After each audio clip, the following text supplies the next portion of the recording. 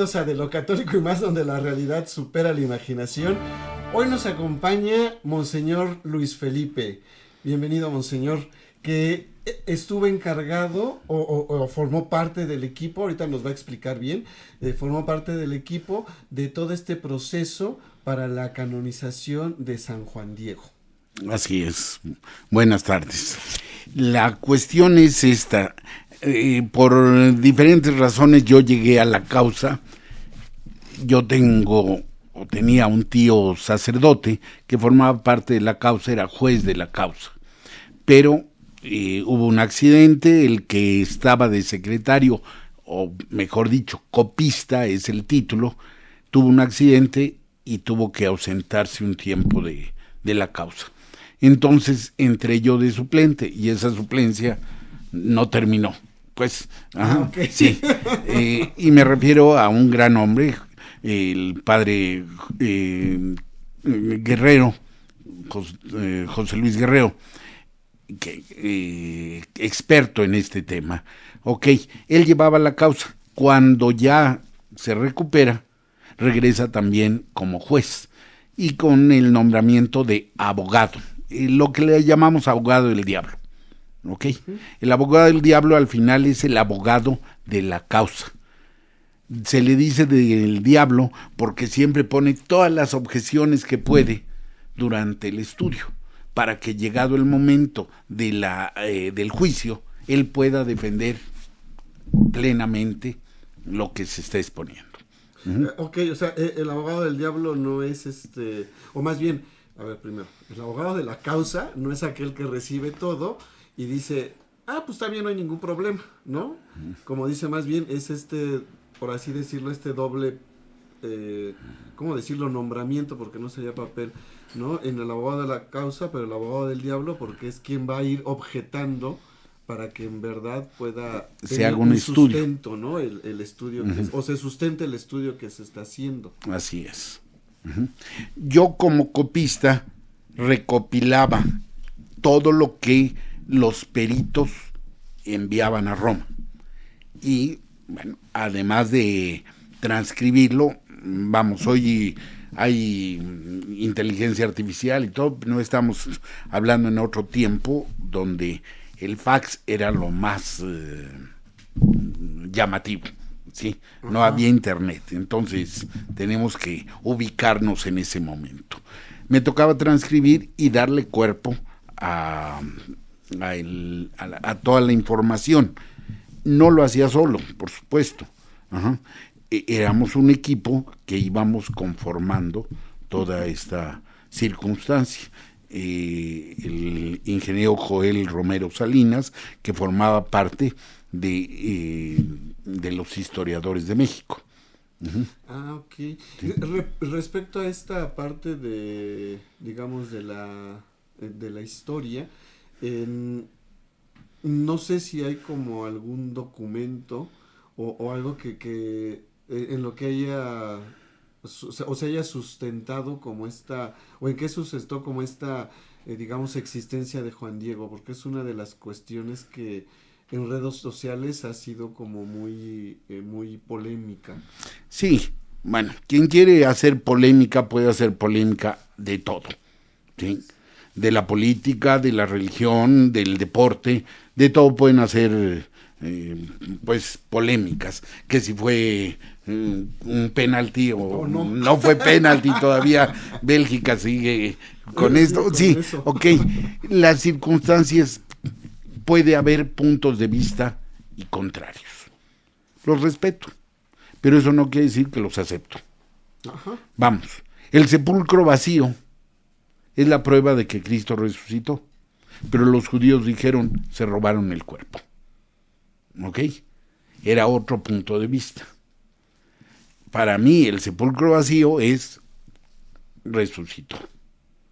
Para otros es la gran mentira. Lo mismo sucede.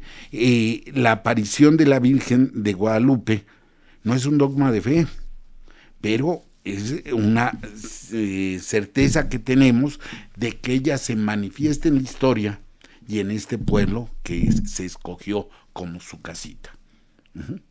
Pero habrá quienes no crean. Pues a fuerzas, ni los zapatos. Ni los zapatos, ¿Ok? Entonces, hay documentos que nos hablan de la existencia de Juan Diego.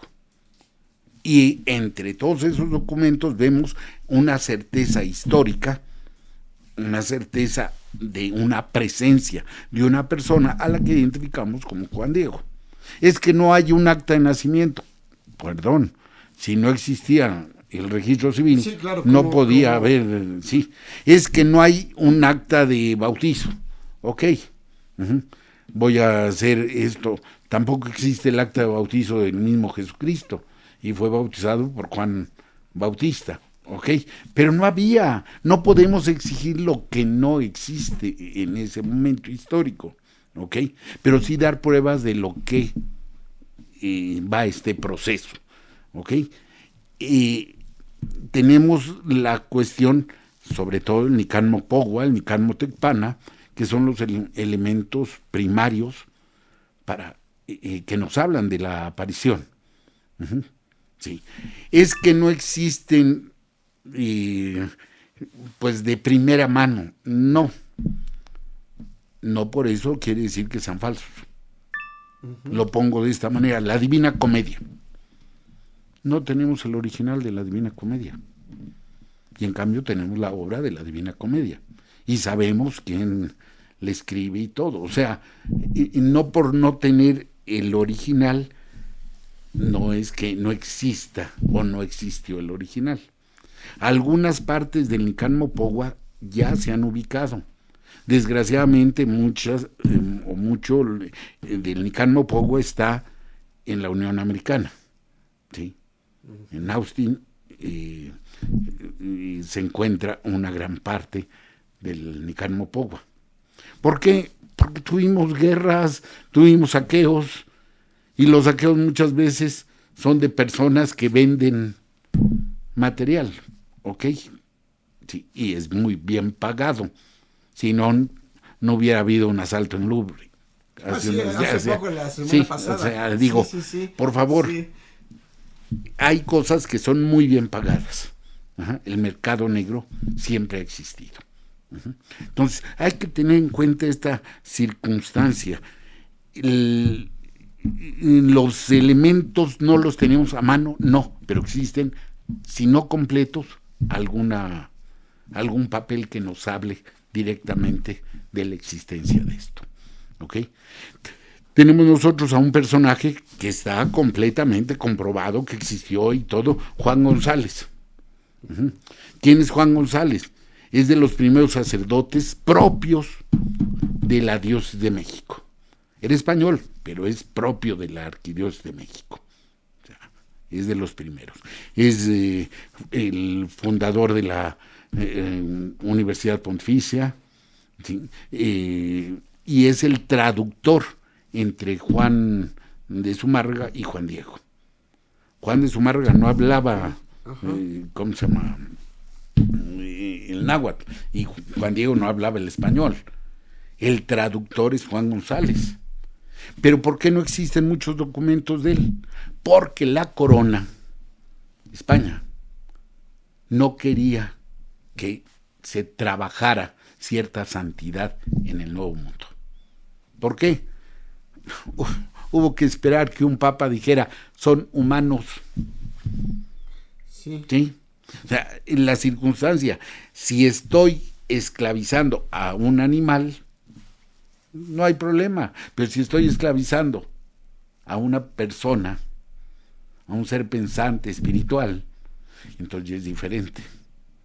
Entonces era más fácil decir, no son humanos y así los puedo esclavizar.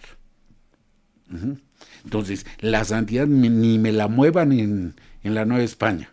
Y tenemos constatado muchas cosas. Uno de ellos es Gregorio López, que en muchos manuales aparece el beato Gregorio López. ¿Quién es Gregorio López? Es el hijo ilegítimo de Felipe II. Tiene un hijo ilegítimo, mándalo al Nuevo Mundo y me deshago de él. Sí, y el baboso sale santo. Espérame, no lo muevan. No quiero santidad en las nuevas tierras. A Juan González no lo muevan, a Fray Juan de Zumárraga no lo muevan, y lo que haya desaparezcanlo. Entonces tuvimos que recopilar lo poco que existe, pero ese poco nos abre los ojos para decir, existieron. Todos estos personajes existieron en la historia de México. Ajá. A veces es más fácil negarlos.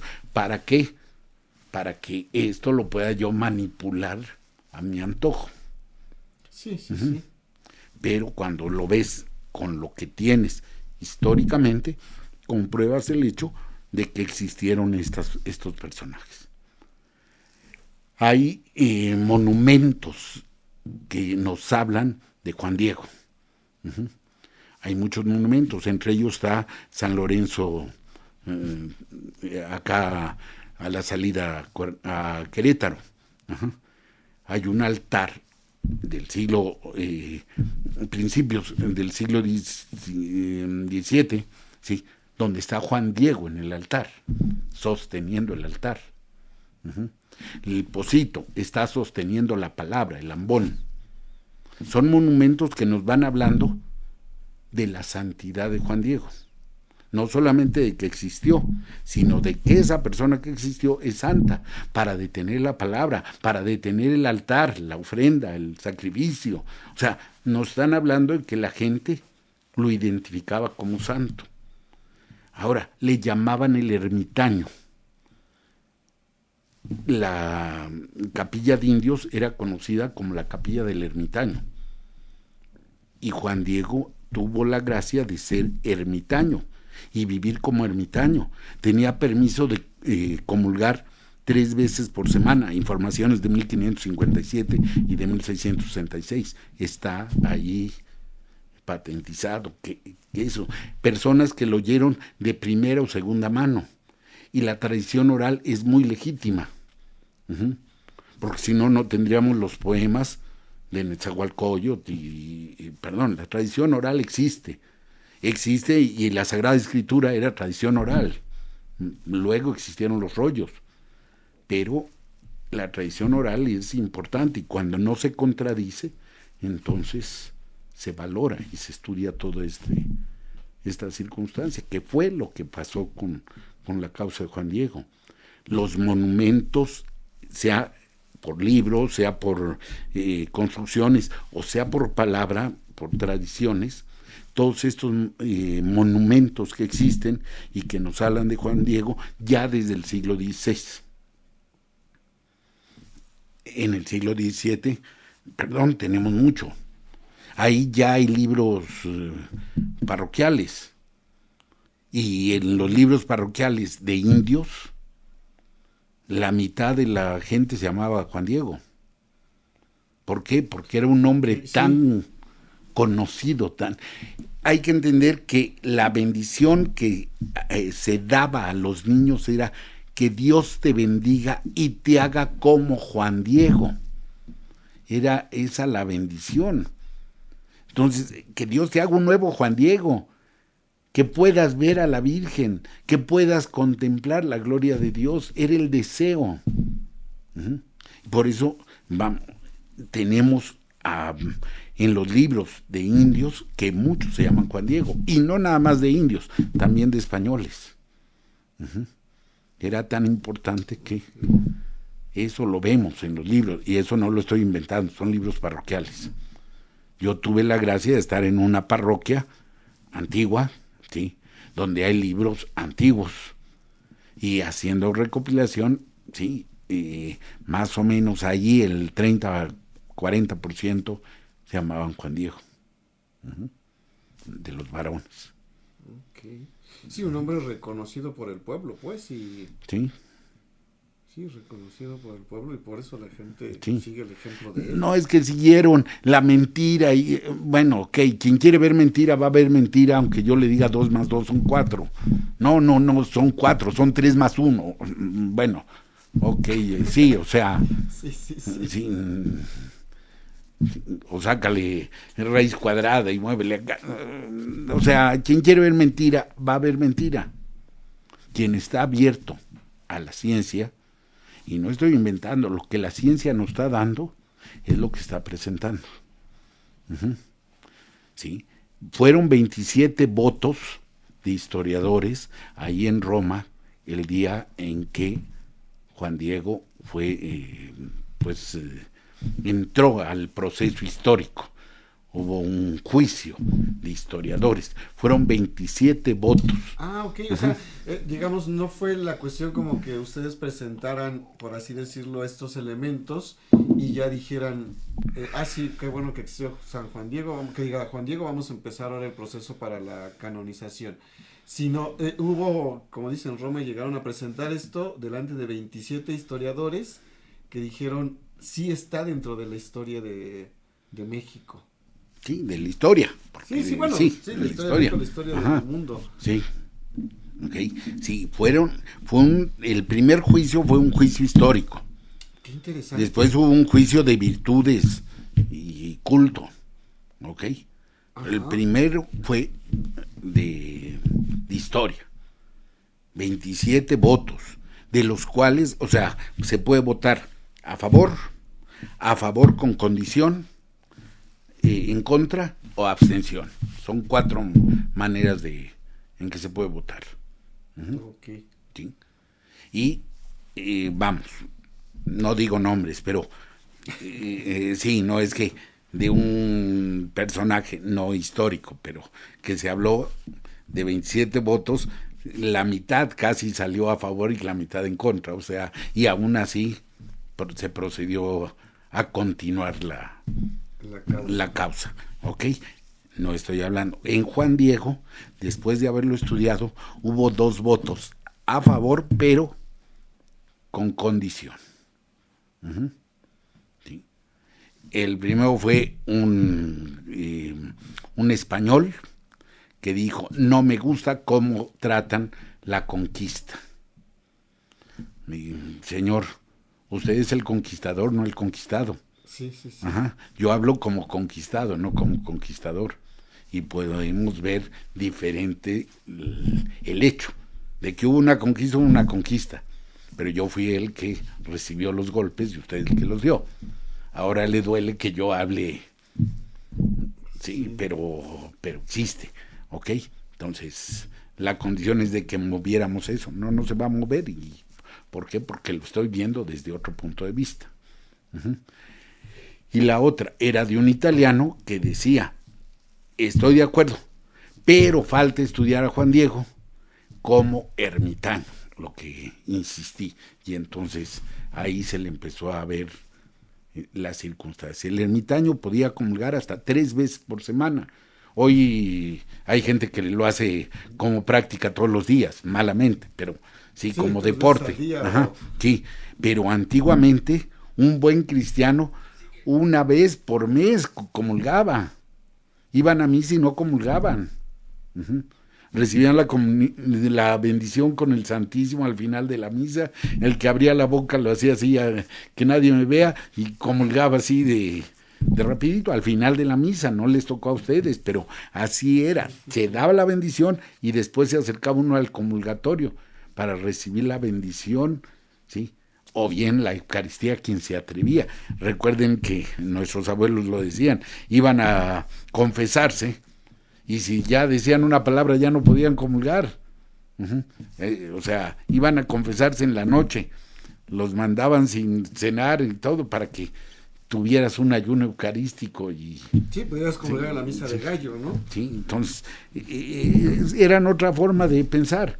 Juan Diego podía comulgar hasta 3 veces por semana, como lo hacían las religiosas o los monjes. El mismo Fray Juan de Zumárraga le concedió ese favor. ¿Por qué? Porque lo consideraba un gran hombre.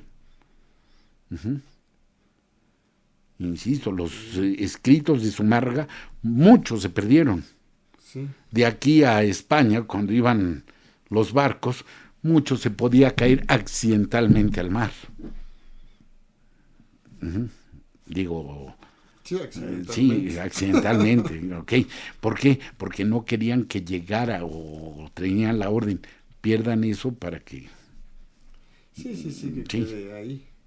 para que no haya santidades en el Nuevo Mundo. Y eso es en todo, en Perú también se escaparon los primeros, ¿cómo se llama? Santa Rosa de Lima y el arzobispo de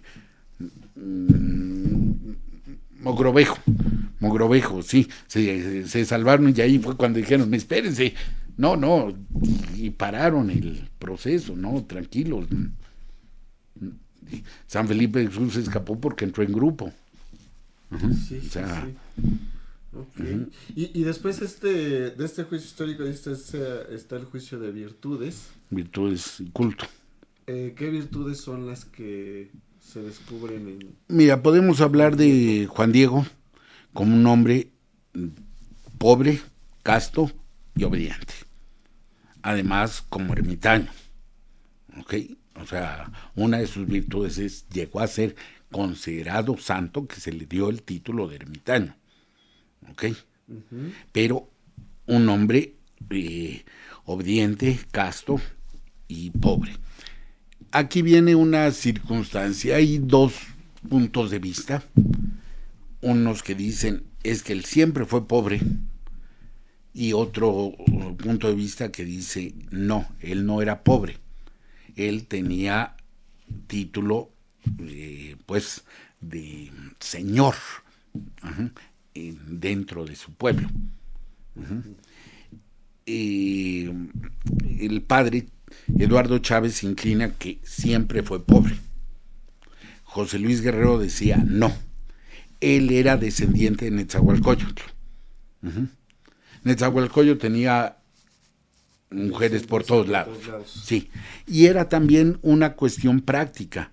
Yo tengo un hijo ahí en ese pueblito y ese pueblito es regido por él y él me da cuentas porque soy su padre. O sea, era una manera también de gobernar todo su imperio. Esa es la forma como se manejaba.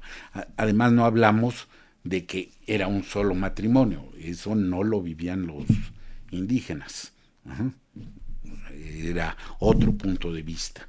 Bueno, parece ser que Juan Diego era hijo o nieto de Netzahualcóyotl. Sí.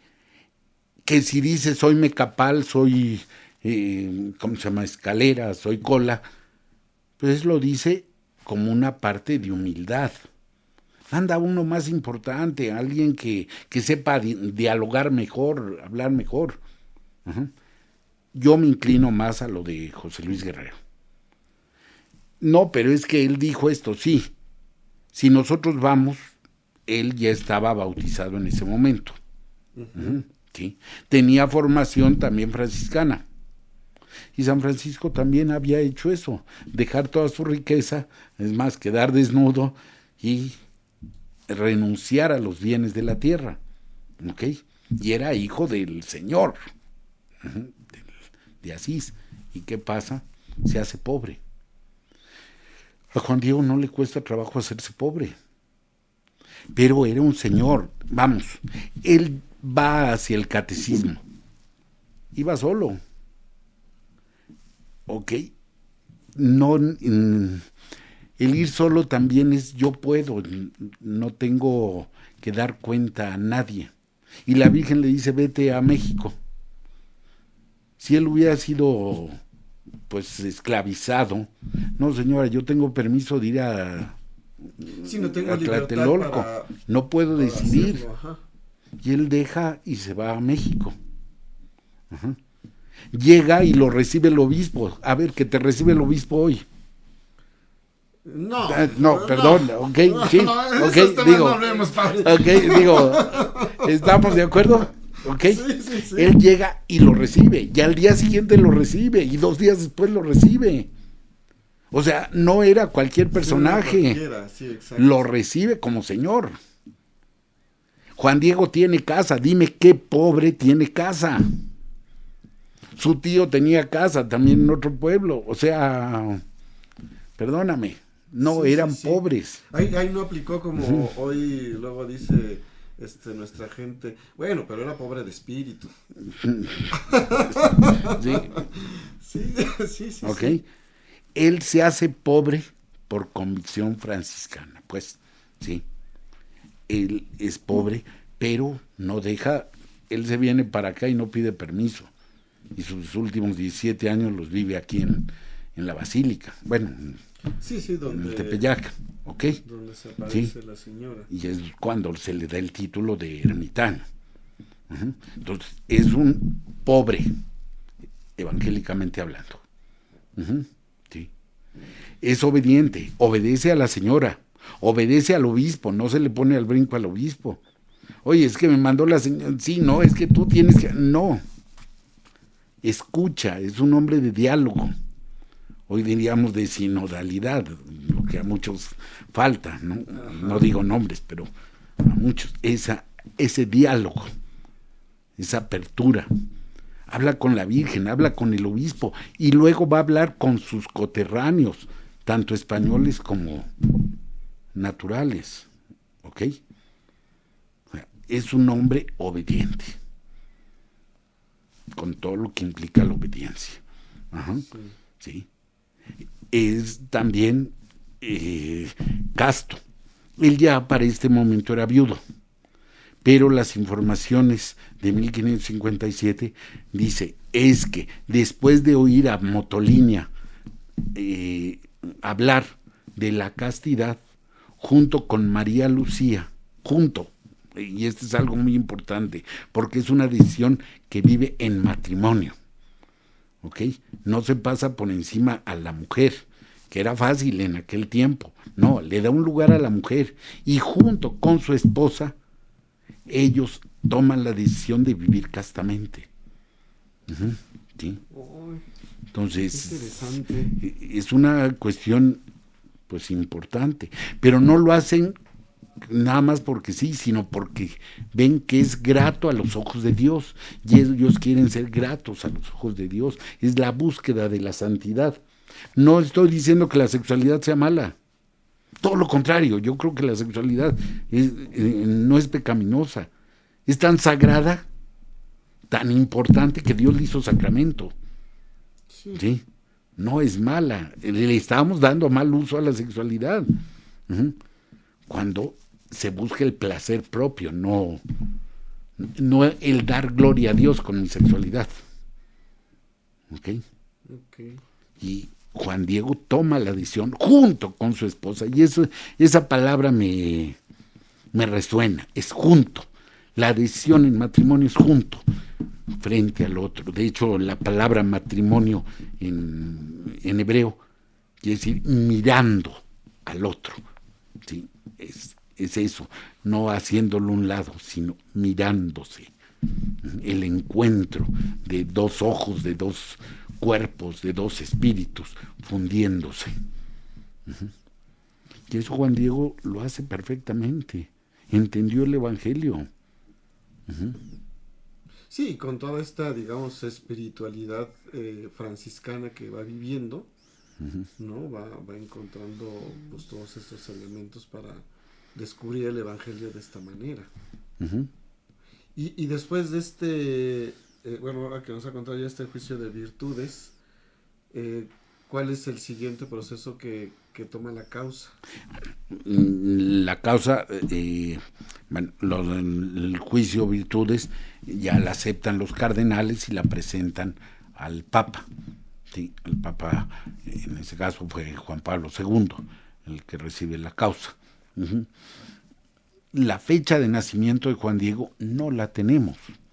Sabemos que nació, sí, pero claro. Bueno, la fecha, sí sabemos el día que murió, y eso entre comillas, ¿ok? Sabemos en qué fecha probable murió, a eso voy ahorita, pero la fecha de nacimiento, pues no la sabemos, ¿ok? Sí. Y cuando se le aparece la Virgen, él tenía 57 años. Entonces podemos sacar el año, ¿cómo se llama? Más o menos, sí. Pero el día no lo sabemos. Entonces, bueno, no podemos celebrar el nacimiento de Juan Diego. A los santos se les celebra el día en que pasan al cielo.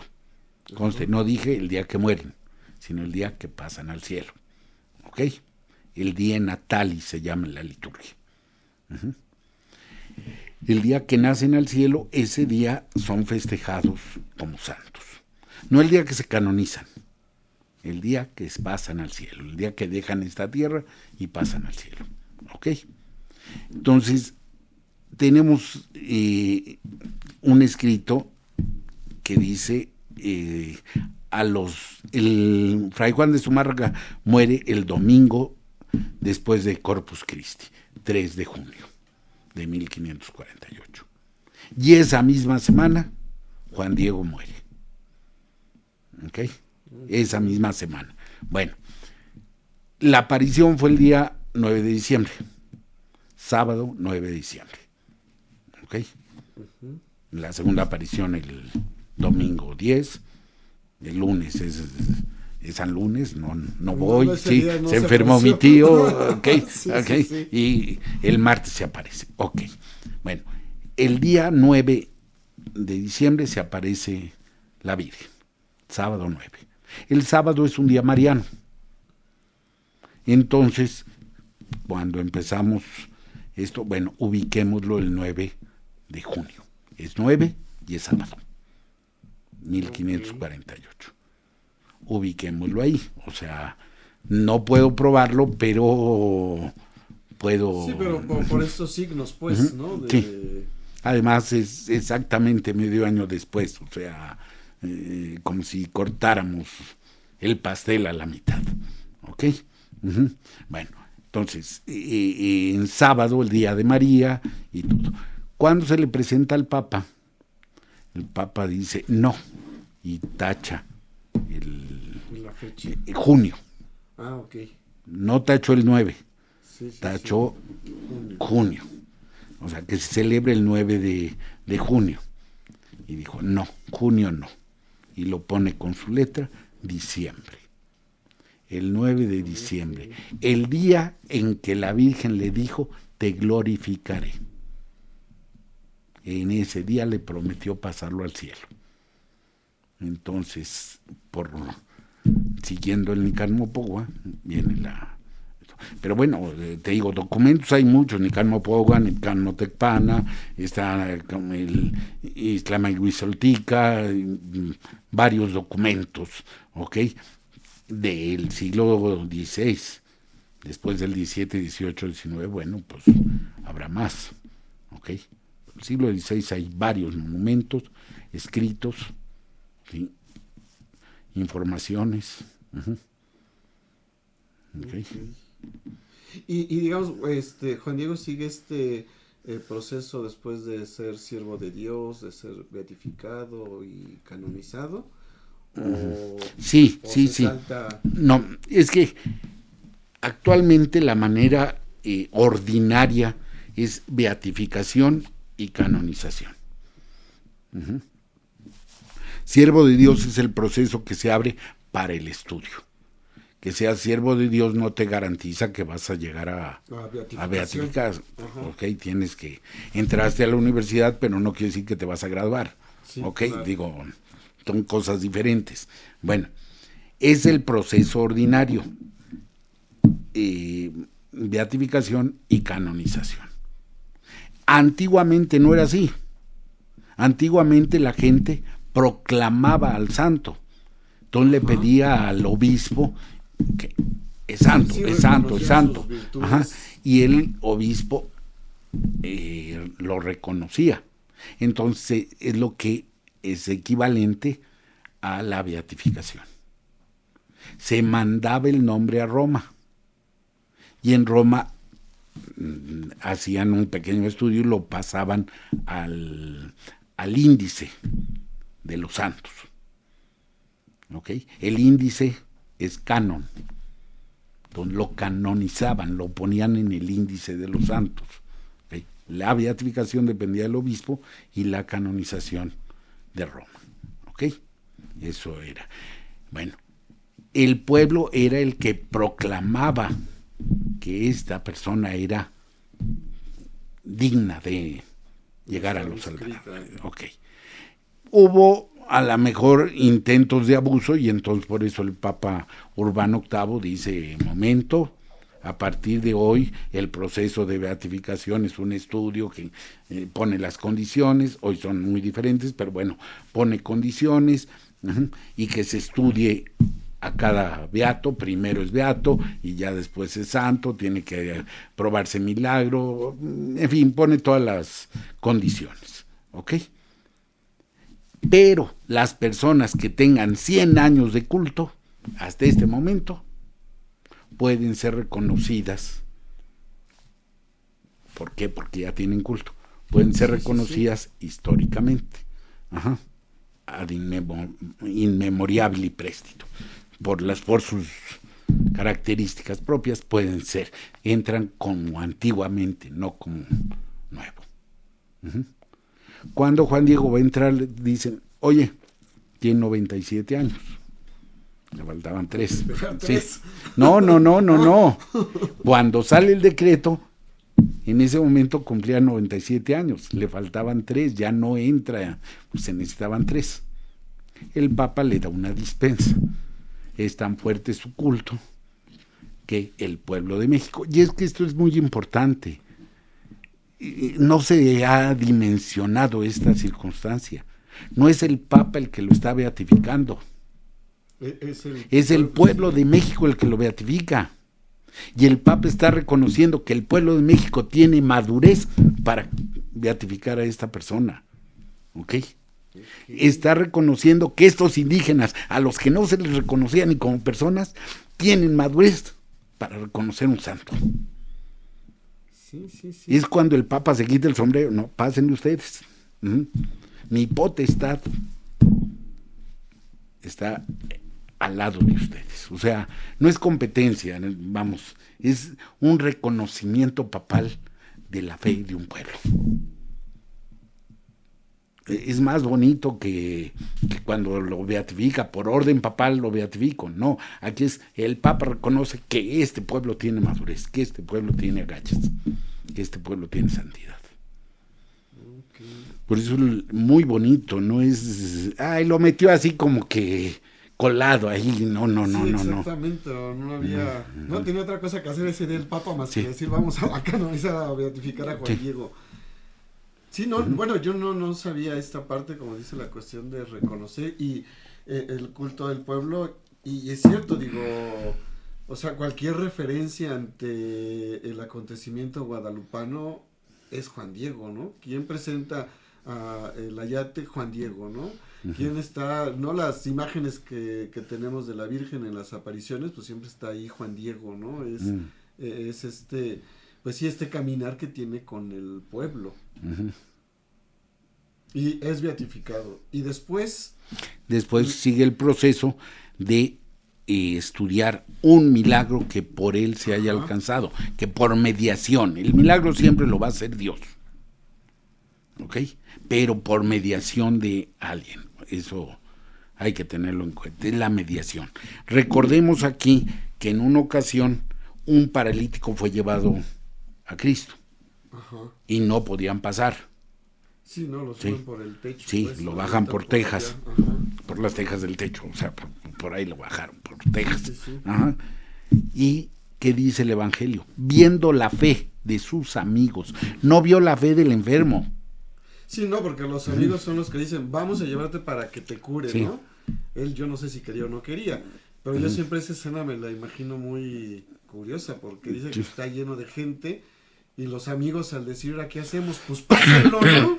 Y me imagino ya llegando a la puerta, pues no entra, pues por arriba, ¿no? Y hasta que llega, ¿no? Los amigos, ¿quién hace el milagro? Jesús. Pero los amigos intervinieron en ese milagro, ¿ok? Esos son los santos, los que se las ingenian para llevarnos ante Cristo y que Cristo nos haga el milagro, ¿ok? El milagro siempre lo poner atención porque la definición de santos luego es difícil de comprender o entender o explicarla de esta manera, ¿no? El santo es aquel que se las ingenia para llevarnos a Dios, ¿no? Y quien concede es Dios. Sí, y ten en cuenta, desde tu bautismo tú eres llamado a la santidad. Y tus papás te llevaron a bautizar. Se las ingeniaron para que Dios te salvara. Sí. También tus papás están participando en la santidad. Te llevaron, te educaron, te acercaron, se las ingeniaron, que este baboso se acerque, o sea... No, pues no digas, estoy refiriendo a otro baboso, a otro. Sí, claro. Sí, ok. Entonces, no nada más esperemos a los santos canonizados. Sí, la iglesia es santa. Sí, claro, es lo que siempre también he tenido presente, dicho, ¿no? O sea, no solamente son aquellos santos, como dicen, ¿no? Por el canon que están registrados, sino también a quienes conocemos y a través de sus actitudes, sí. ¿No? Como dices, mi mamá siempre ha estado ahí y la sufrió conmigo y la gozó conmigo y esto. Es lo que vamos a celebrar el Día de Todos los Santos. Sí, y el día de mañana, todos, no. Por supuesto que yo creo que está en el cielo. Sí. Ok. Entonces, ahí es la cuestión. Comprobar que este milagro que está realizando intervino Juan Diego para que se realizara. No me voy a meter a detalles, pero es un muchacho que intenta suicidarse. ¿Cuál fue el milagro? Intenta suicidarse drogado, ¿sí? Golpea a su mamá, intenta suicidarse, se avienta de un segundo piso por la ventana. Su mamá intenta agarrarlo, viene todas esas circunstancias. Sí. Se acaba de beatificar Juan Diego. Está en este momento de beatificación, ¿ok? La mamá está viendo la beatificación por la televisión, ¿sí? Intenta agarrarlo, se avienta y la mamá pues interviene, reza por él, ¿ok? El muchacho cae, tiene, sin meter las manos, cae de 2 pisos, tiene fractura de base cráneo, es decir, el paladar fracturado de lado a lado, pasando por la hipófisis de la aorta, o sea, a 3 milímetros, si hubiera tocado cualquiera de las dos, inmediatamente se muere.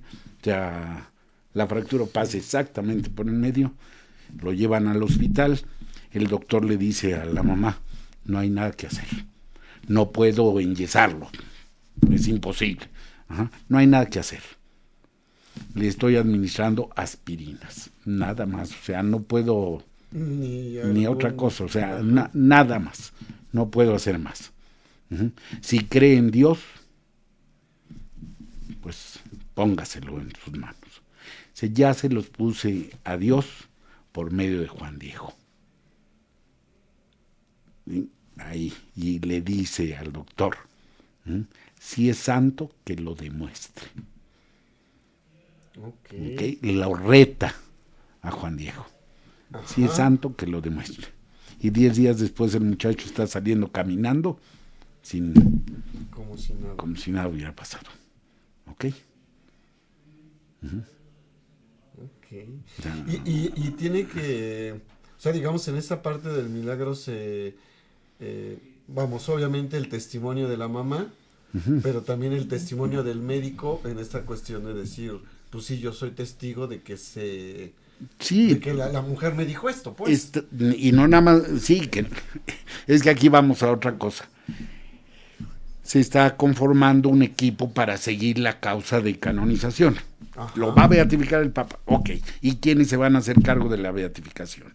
Digo, de la canonización. Bueno, Luis Felipe, que siga de copista. Se acabó. Ok. Sí. Mi tío Víctor, que siga de juez. El padre José Luis Guerrero, de abogado del diablo. Ok. Necesitamos un doctor. Pues tenemos aquí a un doctor muy inteligente. Entonces era el director de cardiología a nivel nacional. ¿Sí? El director nacional de cardiología. Reconocido por todos lados. Recuerdo que una vez entré a su oficina y estaban títulos por todos lados. Ahí dice, mira padre, te presento mi egoteca.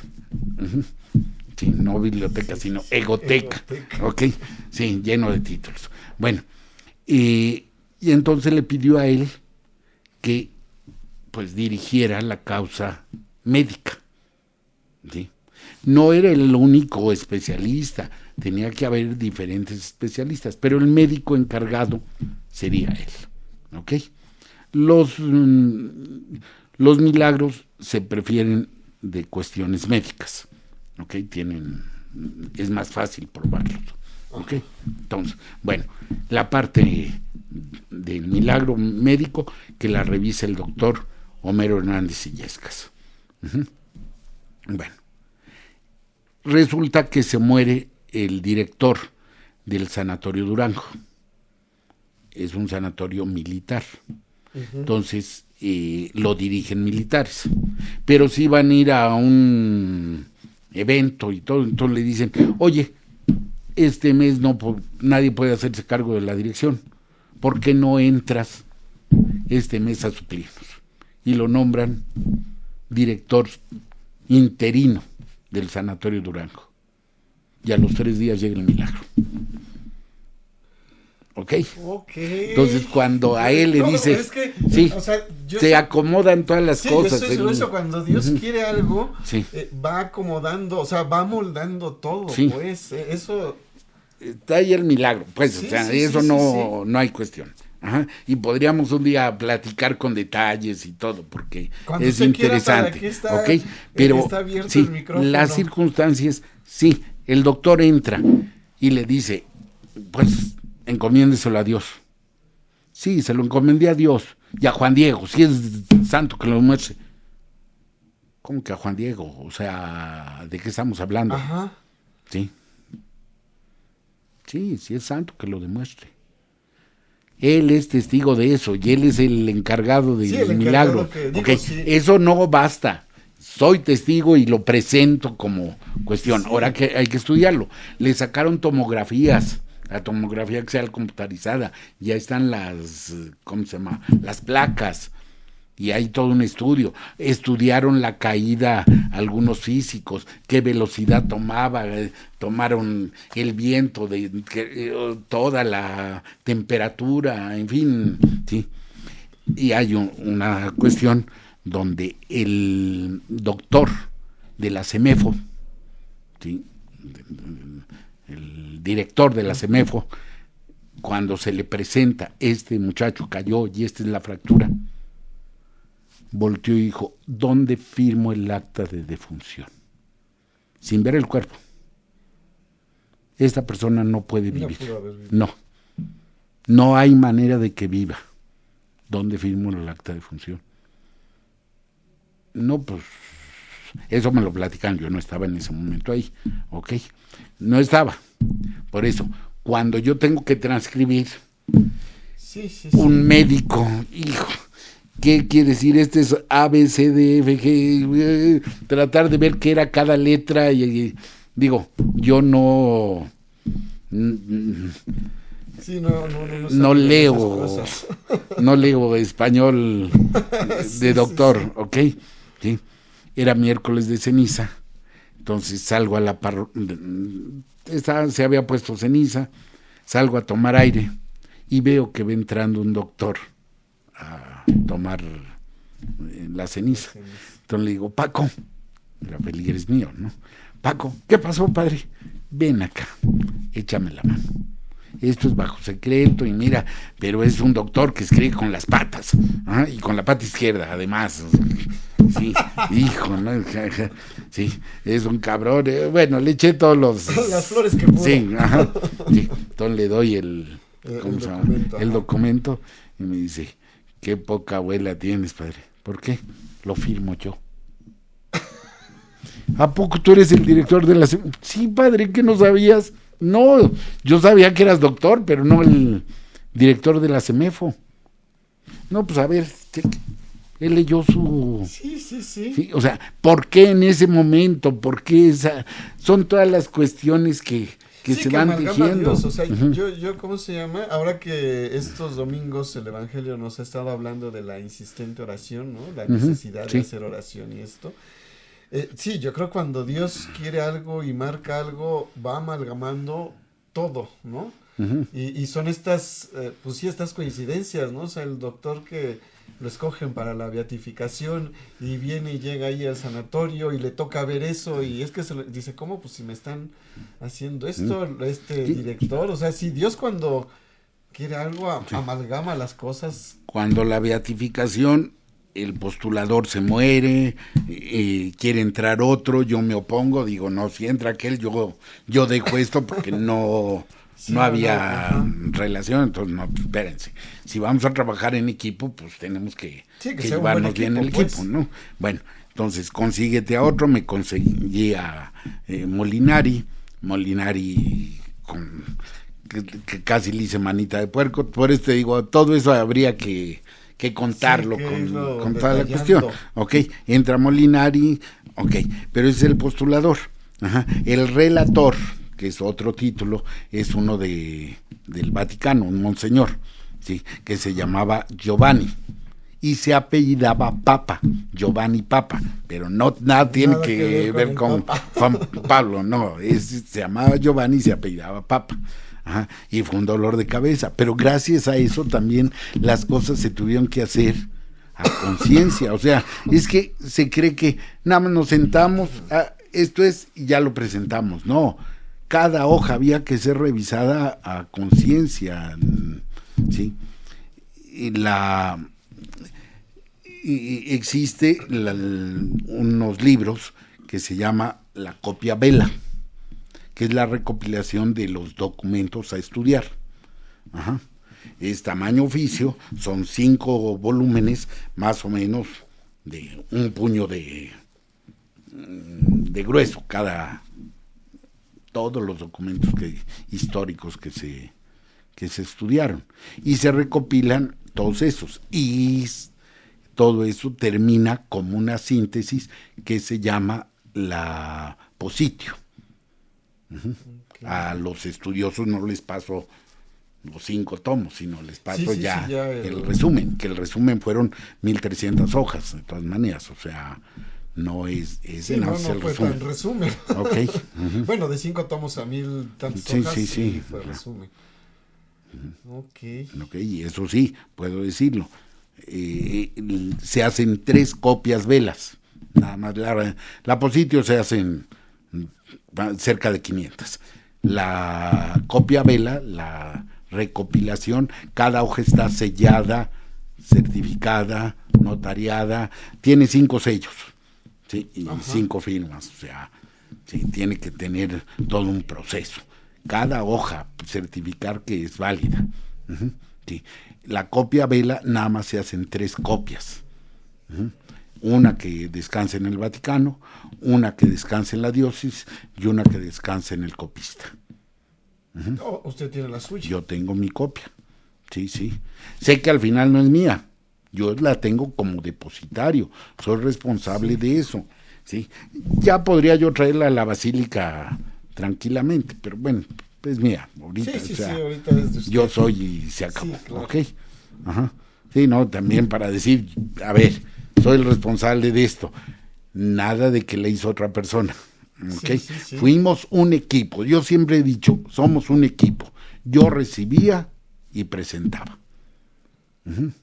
Ese era mi papel, ser el copista, el secretario, pero no era el perito. No era el perito médico, no era el perito físico, no era el perito de la CEMEFO, o sea, perdón, en la beatificación fuimos 187 personas, ¿sí?